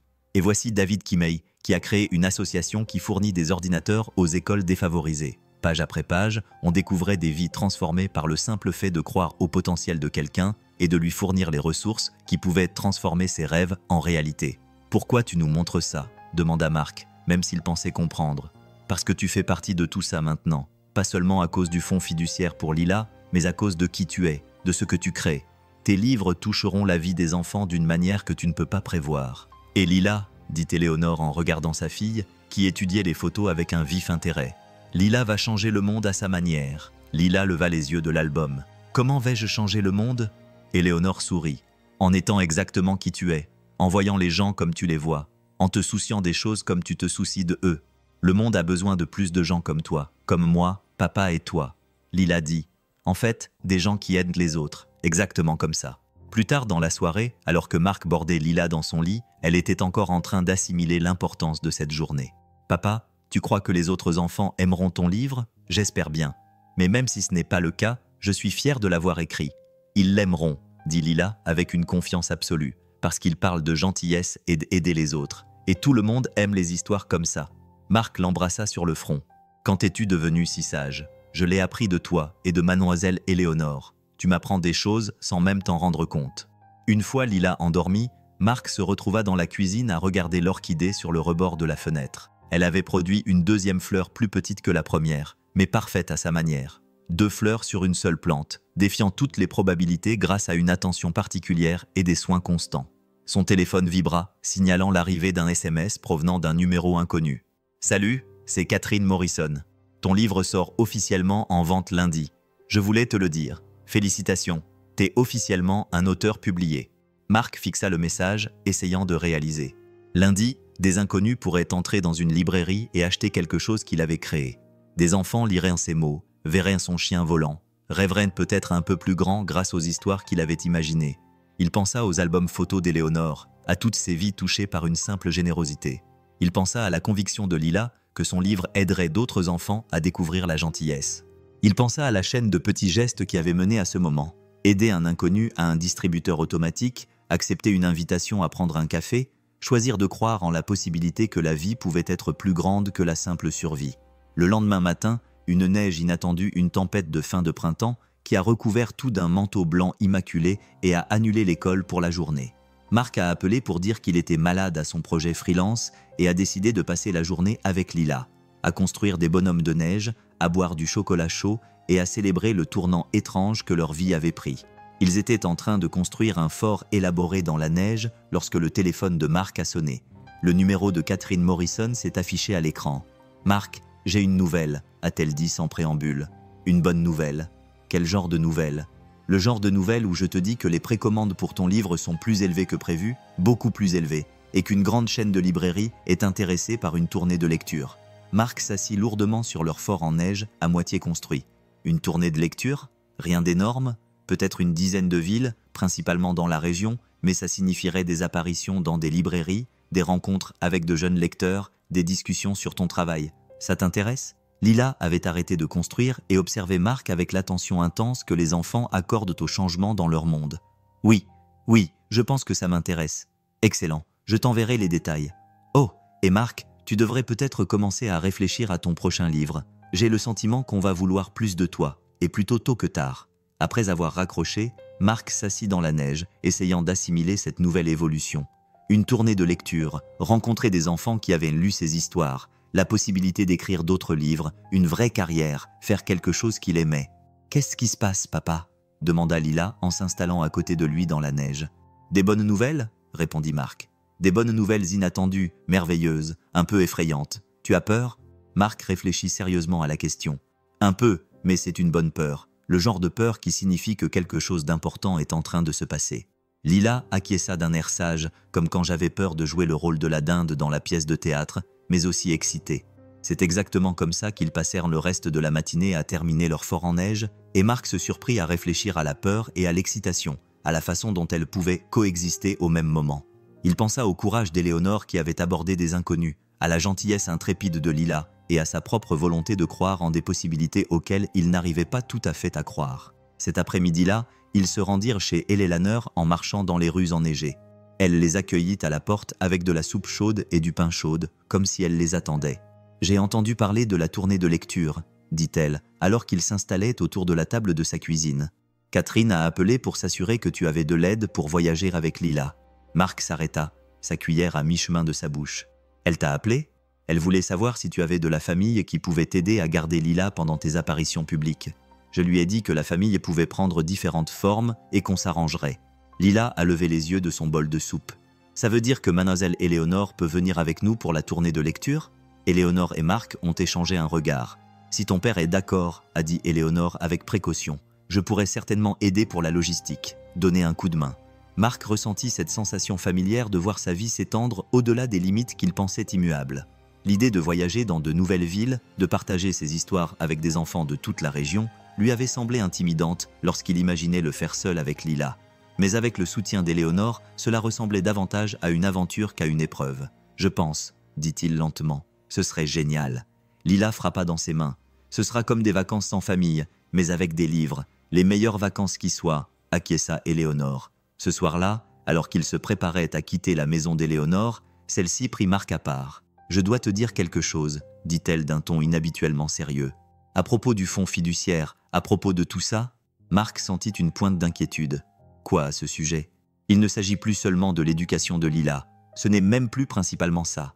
Éléonore fit une pause, choisissant ses mots avec soin. Vous m'avez tous les deux donné quelque chose que je pensais avoir perdu à jamais. Le sentiment d'avoir un but, d'être utile, de voir quelqu'un qui m'est cher découvrir ce dont il est capable. Elle fit un geste vers le salon où Lila disait au revoir aux orchidées dans la serre. Je veux créer une fondation, quelque chose qui soutienne les jeunes écrivains, offre aux parents célibataires la possibilité de poursuivre un travail créatif, aide les familles, comme la tienne, à réaliser leurs rêves. Je veux l'appeler la Fondation Lila. Marc la fixa du regard. Éléonore, je ne peux pas te laisser faire ça. Il ne s'agit pas de me laisser faire quoi que ce soit. Il s'agit de ce que je veux faire avec les ressources dont je dispose, l'héritage que je veux laisser. Sa voix se fit plus forte. J'ai passé 40 ans à être la femme de Robert Whitman, à soutenir ses rêves, à l'aider à bâtir son empire. Maintenant, je veux construire quelque chose qui m'appartienne, quelque chose qui compte autant que t'aider à compter pour moi. À travers la porte de la serre, il pouvait entendre Lila avoir une conversation détaillée avec une orchidée violette particulièrement spectaculaire, la mettant au courant des événements de la journée et lui faisant part de ses réflexions sur la bonne façon de gérer la neige. Elle leur parle comme si elle faisait partie de la famille, observa Éléonore. Elle parle à tout le monde comme s'il faisait partie de sa famille, répondit Marc. C'est son don. C'est ton don aussi. La façon dont tu écris, la façon dont tu vois les enfants, la façon dont tu l'as élevée pour qu'elle voie le monde comme un endroit plein d'amis potentiels plutôt que de menaces potentielles. Éléonore se tourna vers lui pour lui faire face. C'est ce que je veux soutenir. C'est ce que fera la Fondation. Marc sentit les larmes lui monter aux yeux, une vague de gratitude si forte qu'elle était presque irrésistible. Je ne sais pas quoi dire. Dis-moi que tu m'aideras à trouver comment faire les choses correctement. Dis-moi que tu me laisseras participer à l'éducation de Lila. Dis-moi tu continueras à écrire des histoires qui rappellent aux enfants que la gentillesse est une force et que les gens ordinaires peuvent faire des choses extraordinaires. Oui, dit Marc, la voix rauque d'émotion. Oui, à tout cela. Et Lélanard sourit. Et dans ce sourire, Marc vit non seulement de l'affection, mais aussi de la reconnaissance. Le regard de quelqu'un qui avait trouvé exactement ce qu'il cherchait sans savoir qu'il le cherchait. Le trajet du retour fut silencieux. Lila somnolait sur la banquette arrière, épuisée par les aventures de la journée. Marc se surprit à penser à l'étrange mathématique des liens qui unissent les gens, à la façon dont le fait d'aider quelqu'un à un distributeur automatique pouvait se multiplier en livres et en fondations, et au genre d'amour qui permet Lila somnolait sur la banquette arrière, épuisée par les aventures de la journée. Marc se surprit à réfléchir à l'étrange mathématique des relations humaines, à la façon dont aider quelqu'un à un distributeur automatique pouvait d'une manière ou d'une autre se multiplier en livres et en fondations, et au genre d'amour qui se choisit soi-même. Au feu rouge, il a jeté un coup d'œil dans le rétroviseur à sa fille endormie. Demain, elle se réveillerait dans un monde où son père était un auteur publié, où une fondation porterait son nom, où l'avenir s'ouvrait devant elle, plein de possibilités qu'il commençait à peine à imaginer. Mais ce soir, elle n'était qu'une petite fille de 6 ans qui avait passé la journée à construire des forteresses de neige et à manger de la soupe avec des gens qu'il aimait, rêvant de tout ce dont rêvent les enfants qui ont appris que le monde est fondamentalement sûr, que les adultes tiennent leurs promesses et que la gentillesse n'est pas seulement possible, mais attendue. Le feu est passé au vert et Mark a pris le chemin du retour, vers ce qui l'attendait. La lecture à la librairie Chapters End, dans le centre-ville de Lyon, était une première pour Mark, et il se tenait derrière le petit podium, se sentant comme un imposteur dans sa confiance empruntée. 23 enfants étaient assis en tailleur sur le tapis devant lui, le visage levé, avec cette attention pleine d'attente que l'on ne voit que dans les bibliothèques et à l'heure du coucher. Lila était assise au premier rang à côté d'Éléonore, avec son air le plus sérieux, celui qu'elle réservait aux occasions qu'elle jugeait importantes. Elle avait insisté pour le présenter. « C'est mon papa », avait-elle annoncé aux enfants réunis, avec l'autorité de quelqu'un qui savait exactement ce qui était important. « Il a écrit un livre sur un chien qui s'est volé, et il est vraiment bien, et il va vous le lire maintenant. » Les applaudissements ont été enthousiastes, bien que brefs, puis Mark a ouvert son livre et a commencé. Il était une fois un chien qui rêvait de voler. Les mots semblaient différents. Lus à haute voix, il semblait plus vivant. Il observait les visages des enfants au fur et à mesure que l'histoire se déroulait, les voyait se pencher en avant lorsque le chien s'envolait pour la première fois, rire lorsqu'il atterrissait dans un tas de feuilles mortes, devenir pensif lorsqu'il décidait d'utiliser son don pour aider d'autres animaux seuls ou perdus. Lorsqu'il eut terminé, une forêt de petites mains se leva. « Pourquoi le chien voulait-il voler ?» demanda une petite fille avec des tresses et 2 dents de devant manquantes. Mark regarda Lila, qui lui fit signe d'encourager la petite. « Qu'en penses-tu ?»« Parce que voler permet de tout voir, » répondit la petite fille solennellement. « Et si on peut tout voir, on peut aider tout le monde. C'est tout à fait vrai, » Mark dit-il, sincèrement. D'autres questions ont suivi sur la façon dont les chiens apprennent à voler, sur la véracité de l'histoire, sur le fait que Mark ait déjà voulu voler lui-même. La logique des enfants était irréfutable, leur curiosité sans limite et généreuse. Après la lecture, alors que les parents faisaient la queue pour acheter des livres et les faire dédicacer, Mark s'est retrouvé dans des conversations auxquelles il ne s'attendait pas. Une maman dont le fils avait commencé à laisser de la nourriture pour les chats errants après avoir entendu l'histoire. Un papa qui a dit que sa fille avait passé toute la semaine à parler de la façon d'aider le nouvel élève de l'école qui semblait seul. « Vous leur avez donné la permission de croire en la gentillesse », a dit une femme pendant que Mark signait son exemplaire. « Ce n'est pas rien. » Éléonore se tenait à proximité, aidant à gérer la file d'attente, rayonnante d'une fierté que l'on ne pouvait qualifier que de grand maternel. Lila s'était autoproclamée photographe officielle, immortalisant chaque instant avec le téléphone d'Éléonore et commentant en direct le déroulement des opérations. « Papa est vraiment doué pour ça », annonçait-elle à tous ceux qui pouvaient l'entendre. « Il change de voix pour chaque personnage. » Le trajet jusqu'à leur hôtel ce soir-là fut calme, tous 3 agréablement épuisés. Ils avaient donné 2 lectures ce jour-là, l'une à la librairie, l'autre à l'école primaire, et Mark se sentait vidé, mais d'une façon très positive. « Comment tu te sens ?» demanda Éléonore depuis le siège passager. « Comme si je comprenais quelque chose que je ne comprenais pas avant, » dit Mark, encore en train de digérer sa journée. « À propos des gens qui écrivent des livres pour enfants. Qu'est-ce que tu comprends ?»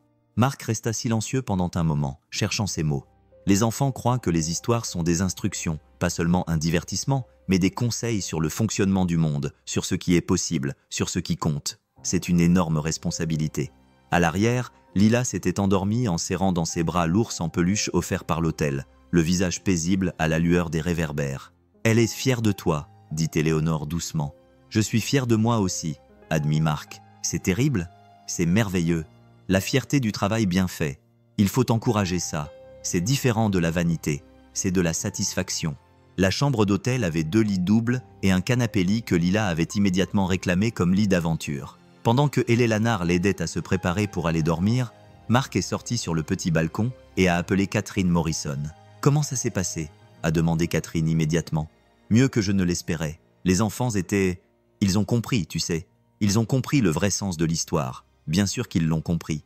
Les enfants sont d'excellents critiques littéraires. Ils sont honnêtes sur ce qui fonctionne et ce qui ne fonctionne pas. » Mark pouvait entendre la circulation en arrière-plan, les bruits de la routine du soir de Catherine. « Je voulais te demander quelque chose. Éléonore a évoqué la possibilité de publier d'autres livres, plus que simplement évoquer. Nous aimerions te proposer un contrat pour 3 livres. L'avance serait suffisamment importante pour que tu puisses te consacrer à l'écriture à plein temps, au moins pendant un certain temps. » Éléonore a évoqué la possibilité de publier d'autres livres, plus qu'évoqué. « On aimerait te proposer un contrat pour 3 livres, Mark. L'avance serait suffisamment importante pour que tu puisses te consacrer à l'écriture à plein temps, au moins pendant un certain temps. » Mark s'agrippa à la balustrade du balcon. « À plein temps ? À plein temps ? Plus de sites web en freelance, plus de soucis pour payer le loyer, juste des livres, juste des histoires. Ça t'intéresse ?» À travers la porte coulissante, Marc pouvait voir Éléonore lire à Lila un livre qu'ils avaient acheté lors de leur deuxième arrêt de la journée, qui racontait l'histoire d'une souris qui voulait devenir astronaute. Les yeux de Lila étaient lourds, mais déterminés, luttant contre le sommeil pour entendre la fin de l'histoire. « Oui, » dit Marc. « Oui, je suis très intéressé. » Après que Catherine ait raccroché, Marc est resté longtemps sur le balcon, regardant la ville qu'il n'avait jamais visitée auparavant, pensant aux étranges rebondissements que pouvait prendre la vie. Ce matin, il était un pigiste en difficulté qui avait écrit un livre par hasard. Ce soir, il était apparemment un auteur à plein temps, avec une tournée de lecture et un contrat pour plus de livres qu'il n'osait imaginer écrire. À l'intérieur, Éléonore avait fini l'histoire du soir et bordait Lila dans son lit d'aventure. « Dis à papa que je lui ai dit bonne nuit », marmonna Lila, déjà à moitié endormie. « Et dis-lui que je suis fière qu'il soit assez courageux pour lire à des inconnus. » Éléonore sourit et rejoignit Marc sur le balcon. « Elle dit qu'elle est fière que tu sois assez courageux pour lire, toi aussi. »« À des inconnus, j'ai entendu. » Marc resta silencieux pendant un moment. « Catherine m'a proposé un contrat pour 3 livres, à temps plein. » Le visage d'Éléonore s'illumina. « Oh Marc, c'est génial. C'est terrifiant, dit-il honnêtement. Et si le premier livre était un coup de chance? Et si je n'y arrivais pas à nouveau? Et si tu y arrivais? Rétorqua Éléonore. Et si c'était exactement ce que tu étais destiné à faire? Marc regarda Lila à travers la porte coulissante. Elle dormait profondément, serrant dans ses bras l'ours en peluche de l'hôtel et un petit chien en peluche qui ressemblait étonnamment à celui de son livre, un cadeau d'un des enfants de l'école où il avait fait une lecture. « Elle va grandir en pensant que c'est normal, » dit-il. Son père serait un auteur, voyager pour des lectures, les gens connaîtraient son nom. Est-ce que ce serait si terrible? Non, dit lentement Marc. Je pense que ce serait merveilleux. Je pense que ça lui apprendrait que les rêves sont réalisables, que le travail créatif a de la valeur, qu'il est possible de gagner sa vie en faisant quelque chose qu'on aime. Éléonore acquiesça. Ce sont de bonnes leçons, meilleures que celles que je lui enseignais avant, sur le fait de se débrouiller, de se contenter de peu, que les rêves sont un luxe qu'on ne peut pas se permettre. Tu lui enseignais la résilience, la débrouillardise, la valeur du travail acharné. Ce sont de bonnes leçons aussi. Éléonore s'appuya contre la balustrade du balcon à côté de lui. Mais maintenant, elle va apprendre à la fois la sécurité et les possibilités, la sûreté et l'aventure. 3 mois plus tard, Marc se tenait dans la serre d'Éléonore avec un exemplaire en avant-première de son 2e livre, Le jardin où les légumes racontent des blagues.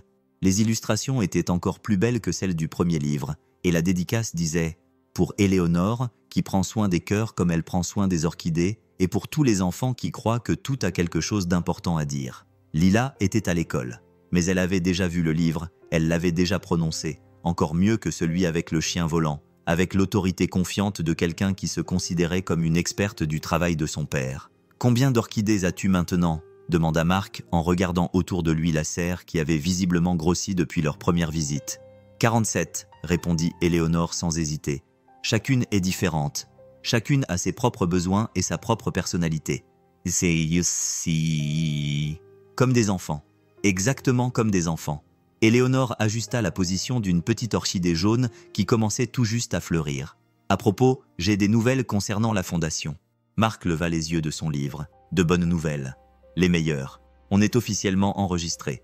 On a notre statut d'organisme à but non lucratif et on a reçu notre première demande de subvention. » Éléonore sortit un dossier du banc de jardinage et le tendit à Marc. À l'intérieur se trouvait une demande dactylographiée d'une mère célibataire du comté voisin qui voulait reprendre ses études pour devenir enseignante et qui avait les notes et la détermination nécessaires, mais pas les moyens. Elle s'appelle Maria Santos. Éléonore a dit qu'elle avait 2 enfants, 2 boulots, et qu'elle essayait depuis 3 ans d'économiser pour payer ses études universitaires. Son essai est « Eh bien, lis-le toi-même ». Marc parcourut les pages, lisant des rêves reportés et des espoirs entretenus, des enfants qui méritaient de voir leur mère réussir, la conviction que l'éducation pouvait transformer non seulement une vie, mais toute une famille. « Ça pourrait être mon histoire », a-t-il dit doucement. « Si j'avais eu le courage de postuler pour quelque chose comme ça pourrait être l'histoire de n'importe qui. C'est ça le truc. » Éléonore est passée à une autre orchidée, une qui avait du mal malgré ses soins attentifs. On peut changer sa vie, Marc. On peut lui permettre de devenir enseignante pour montrer à ses enfants que les rêves sont réalisables. Marc pensa à la tournée de lecture, aux enfants qui avaient écouté ces histoires avec tant d'attention, à la façon dont ils avaient compris le message selon lequel la gentillesse était importante, que les gens ordinaires pouvaient faire des choses extraordinaires. Combien de personnes pourrions-nous aider cette année? Peut-être 20 familles. Mais si nous faisons bien les choses, si nous choisissons bien, ces 20 familles toucheront des centaines d'autres vies. Les profs enseignent à des milliers d'élèves au cours de leur carrière. Les écrivains influencent des lecteurs qu'ils ne rencontreront jamais. Les artistes créent une beauté qui dure des générations. Éléonore s'arrêta dans son travail et regarda Marc droit dans les yeux. Les mathématiques de la générosité sont exponentielles. Un acte de gentillesse se multiplie d'une manière qu'on ne peut ni prédire ni mesurer. Ce soir-là, Marc est allé chercher Lila à l'école et a conduit directement chez Éléonore. Tous les trois avaient pris l'habitude de prendre les décisions importantes ensemble, de traiter leur famille choisie exactement comme telle, comme une famille. « On a reçu notre première demande de subvention », a annoncé Éléonore dès que Lila a posé son sac à dos. Les yeux de Lila se sont écarquillés. « Pour la fondation qui porte mon nom, celle-là même, une mère qui veut devenir enseignante, on va l'aider ?» Éléonore regarda Marc qui acquiesça. « Oui », répondit Éléonore, « on va l'aider. » Lila applaudit avec satisfaction. « Bien, les enseignants sont importants. Ils aident les enfants à tout apprendre. » Après le dîner, pendant que Lila était absorbée par un projet artistique compliqué impliquant du papier de bricolage et une quantité alarmante de colle, Éléonore et Marc étaient assis dans le salon à planifier l'avenir de la fondation. « J'ai réfléchi aux critères », dit Éléonore, un bloc-notes couvert de notes sur les genoux. Pas seulement les besoins financiers, mais aussi le potentiel d'impact. Des gens qui profiteront de cette opportunité pour aider les autres, comme des enseignants, des travailleurs sociaux, des infirmières, des écrivains qui veulent créer des livres pour les communautés défavorisées, des gens dont le succès se multiplie. Marc regarda les photos sur la cheminée d'Éléonore. Ces étudiants boursiers sont maintenant médecins, ingénieurs, enseignants et parents à leur tour, créant des ondes de changement positif qui se propagent bien au-delà de ce que Éléonore et Robert auraient pu imaginer lorsqu'ils avaient décidé d'aider. « Et les enfants ?» demanda-t-il. Éléonore leva les yeux de ses notes. « Et eux ? Pas seulement des bourses universitaires. Et des programmes pour les plus jeunes ? Des ateliers d'écriture, des cours d'art, des opportunités pour les enfants prometteurs, mais qui n'ont pas les ressources nécessaires. » Éléonore sourit. « Tu penses aux enfants qui assistent à tes lectures. Je pense à Lila. À combien sa vie serait différente si elle n'avait pas eu nous. Si elle avait été une de ces enfants à qui on dit que les rêves créatifs sont irréalisables, que l'art est une perte de temps. Qu'est-ce que tu avais en tête ?» Marc y réfléchissait depuis des semaines. Une idée qui avait mûri depuis sa première lecture à l'école, des programmes d'été, des ateliers où les enfants pourraient explorer l'écriture, l'illustration, la narration, pas seulement pour les enfants qui ont déjà confiance en eux, mais pour ceux qui ont besoin qu'on leur donne la permission de croire en leur propre créativité. Éléonore posa son bloc-notes. « C'est une belle idée. On pourrait s'associer avec des écoles, des bibliothèques, des centres communautaires, inviter de vrais auteurs et artistes, donner aux enfants la chance de voir que les carrières créatives sont possibles. Et pas seulement des carrières, a ajouté Éléonore, qui a tout de suite compris.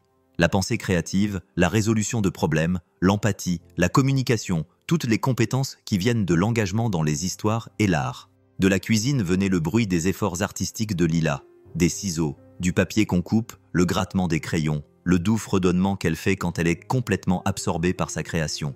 Elle s'en souviendra. Marc a dit qu'elle grandissait avec quelqu'un qui croyait en ses rêves et qui avait les ressources pour les soutenir. Ça va façonner sa façon de voir les possibilités pour le reste de sa vie. Ça va aussi façonner sa façon de voir la responsabilité, a répondu Éléonore. Quand on a beaucoup reçu, on donne beaucoup en retour. Ce n'est pas une obligation, c'est un privilège. Plus tard dans la soirée, après être rentré à la maison, alors que Lila était déjà couchée, Marc s'est retrouvé debout dans leur petite cuisine, à regarder l'orchidée posée sur le rebord de la fenêtre.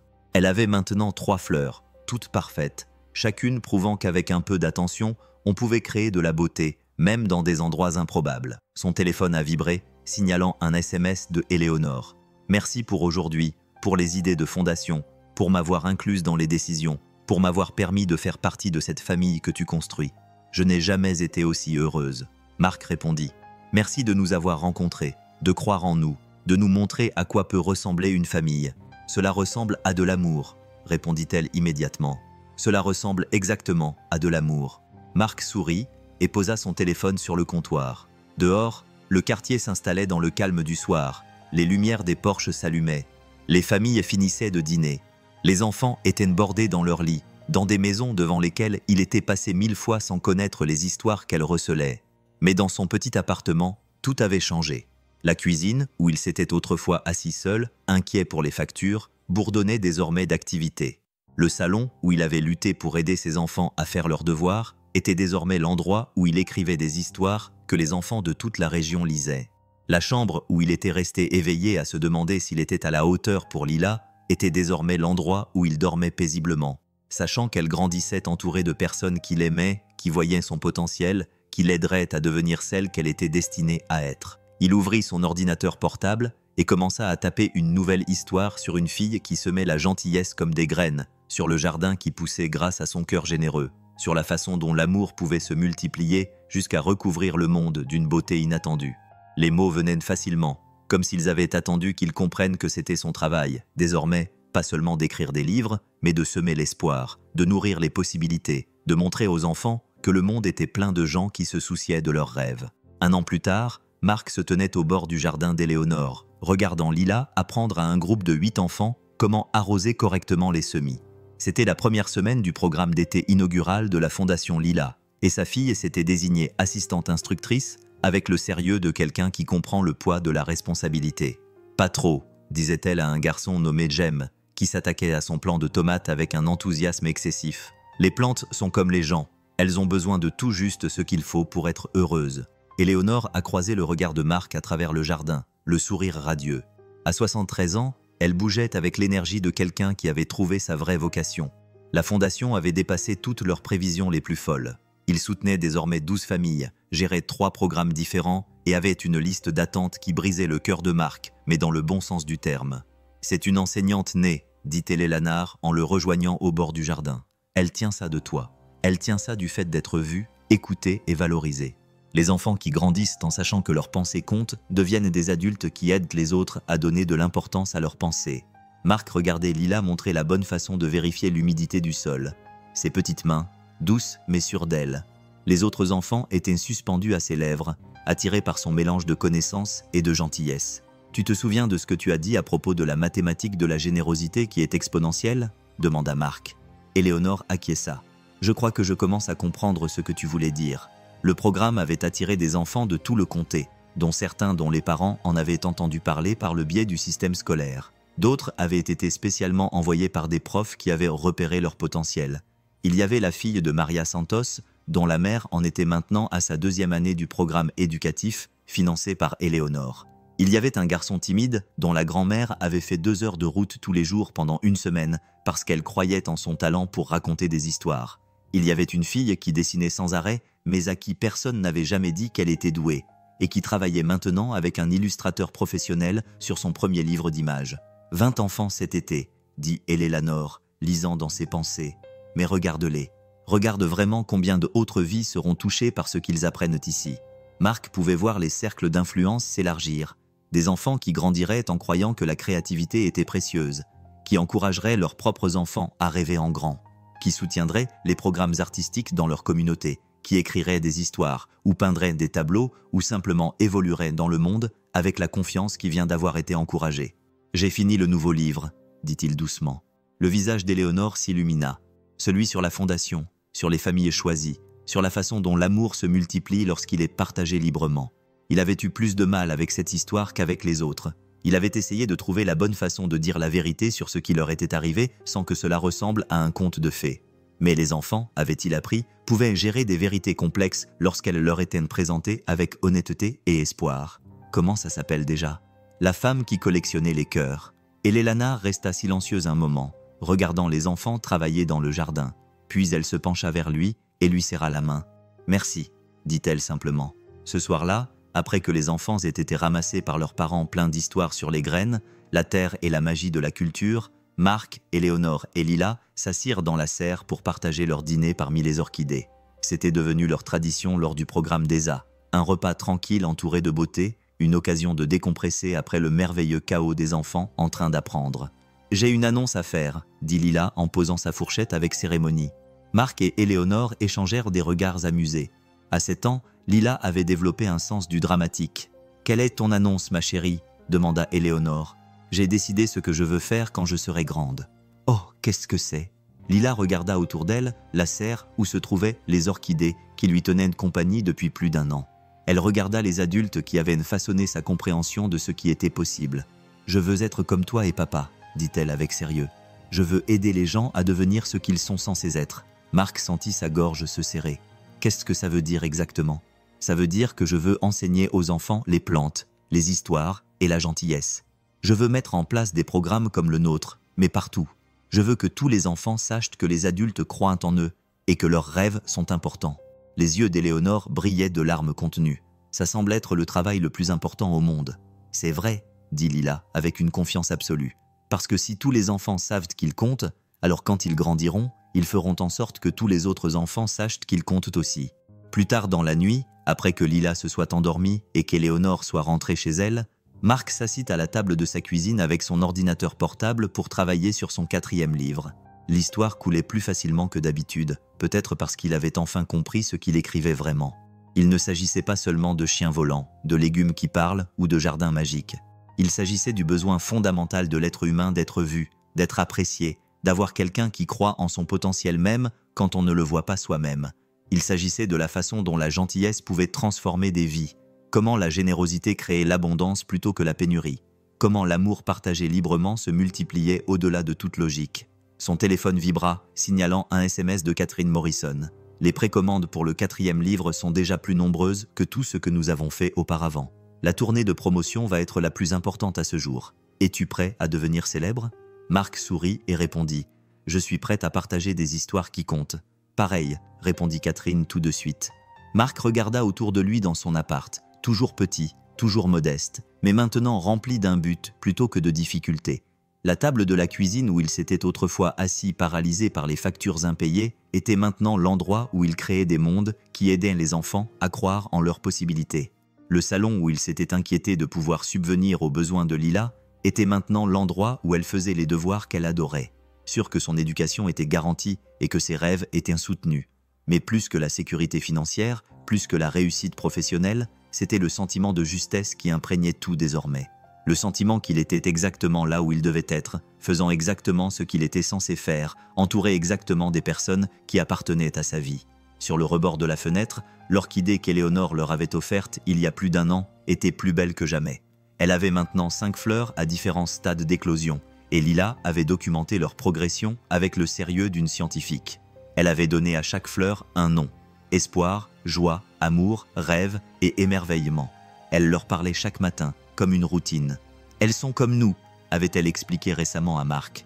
Elles ont commencé avec une seule fleur, mais quand elles ont su qu'elles étaient aimées et choyées, elles ont fait plus de fleurs pour partager leur bonheur. C'était, pensa Marc, une métaphore aussi bonne qu'une autre pour ce qui était arrivé à leur famille. Son ordinateur portable sonna pour signaler l'arrivée d'un email de Maria Santos, dont Éléonore avait financé le programme de certification d'enseignante. Elle détacha une photo de son premier jour d'enseignement en 3e année, entourée de 25 enfants qui la regardaient avec la même attention et la même confiance dont Marc se souvenait lors de sa première lecture à l'école. « Merci d'avoir cru en mon rêve », avait-elle écrit. Elle avait joint une photo de son premier jour en tant qu'enseignante en CE2, entourée de 25 enfants qui la regardaient avec la même attention et la même confiance que Marc avait ressentie lors de sa première lecture à l'école. « Merci de croire en mon rêve », avait-elle écrit. Chaque jour, lorsque je me tiens devant ces enfants, je me souviens que quelqu'un a vu du potentiel en moi alors que je ne le voyais pas moi-même. Je promets de faire de même pour eux. Marc a transféré l'email à Éléonore avec une note. La mathématique de la générosité en action. Sa réponse est arrivée en quelques minutes. Au-delà de mes calculs les plus fous, nous allons avoir besoin d'une fondation plus importante. Dehors, le quartier s'installait dans le calme d'une soirée d'été. Les enfants étaient appelés pour prendre leur bain et aller se coucher. Les familles finissaient de dîner sur leur porche. La magie ordinaire de la vie quotidienne se déployait dans des maisons remplies de leurs propres rêves, de leurs luttes et de leurs petites victoires. Marc ferma son ordinateur portable et alla voir Lila. Il la trouva profondément endormie, un livre sur les jardins botaniques ouvert sur sa poitrine et ses bras enroulés autour d'une orchidée en peluche qu'Éléonore lui avait achetée lors de leur dernière visite à la librairie. Il a ajusté ses couvertures, éteint sa lampe de lecture et est resté un moment dans l'embrasure de la porte, à la regarder dormir. Demain, elle se réveillerait dans un monde où elle était profondément aimée, où ses pensées et ses rêves comptaient pour plusieurs adultes, où elle passerait la journée à enseigner à d'autres enfants le miracle de la croissance. Elle grandirait en comprenant que les familles peuvent se construire à partir de choix et d'attention plutôt que simplement de liens du sang. Que les ressources partagées créent de l'abondance plutôt que la pénurie, que la gentillesse n'est pas seulement agréable, mais nécessaire, la force qui soutient les communautés et rend des choses extraordinaires possibles. Dans son sommeil, elle souriait légèrement, rêvant de tout ce dont rêvent les enfants qui ont appris que le monde est fondamentalement sûr, que l'on peut faire confiance aux adultes pour tenir leurs promesses, que l'amour n'est pas limité mais infini, s'étendant pour inclure ceux qui en ont le plus besoin. Marc éteignit la lumière et retourna dans la cuisine où l'attendait son ordinateur portable et où une autre histoire commençait à prendre forme dans son esprit. Celle-ci parlerait d'une fille qui avait grandi dans un jardin entre les mains de personnes qui avaient compris que la récolte la plus importante était l'espoir, et comment cet espoir se propageait d'une personne à l'autre jusqu'à recouvrir le monde d'une abondance inattendue. À travers la fenêtre, le quartier dormait paisiblement sous un voile d'étoiles. Mais à l'intérieur de ce petit appartement, tout brillait de la lumière tranquille de vie transformée par la simple décision de se voir clairement, de répondre aux besoins avec générosité, de croire que des gens ordinaires pouvaient créer des changements extraordinaires grâce au poids accumulé de la gentillesse quotidienne. Marc commença à taper, et les mots jaillirent comme des cadeaux, chaque phrase étant une graine.